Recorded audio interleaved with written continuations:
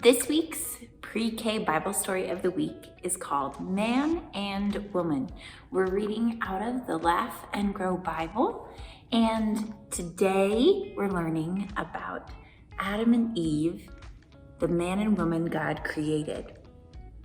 Man and woman, God made them these very special creatures. The man was named Adam and the woman was named Eve. They were more like God than anything else that God had made. They were humans and they could think and feel. They could dream up big ideas and create things. And most important, they could be friends with God. The earth was a pretty wild place, so God planted a garden for Adam and Eve to live in. He called it Eden. Inside the garden, Adam and Eve had everything they needed. They had beauty, they had order, they had plenty. Best of all, they had friendship with God. God gave Adam and Eve a great, amazing, and huge job. Take the beauty, order, and plenty of the garden and spread it everywhere. Make the whole earth like the garden and have kids, lots of them, so God's family could get bigger and bigger, so love and joy and friendship and beauty and order and plenty could fill the whole earth.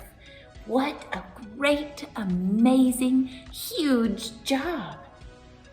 Of course, friendship needs trust. If Adam and Eve wanted to be God's friends, they needed to trust Him. They needed to listen to God. That would be easy, right? If God is good and powerful and never wrong, trusting Him should be easy. And it was, for a while. But there was one tree. There were lots of trees in the garden, of course, and many were covered with fruit. Apple trees and pear trees and orange trees and lemon trees and apricot trees. More fruit than Adam and Eve could possibly eat. But there was one particular tree in the garden that was different. God said, "Don't eat the fruit from that tree." Just one tree, a gazillion trees with fruit that they could eat, and just one tree that they couldn't touch. Would they listen to God? Would they stay away from that one tree? What would you do? Well, Adam and Eve were doing just fine listening to God until a new voice showed up in the garden. This voice belonged to an enemy of God and was coming from a snake, a sneaky snake. The snake said, "Are you sure you can't eat the fruit of that tree?"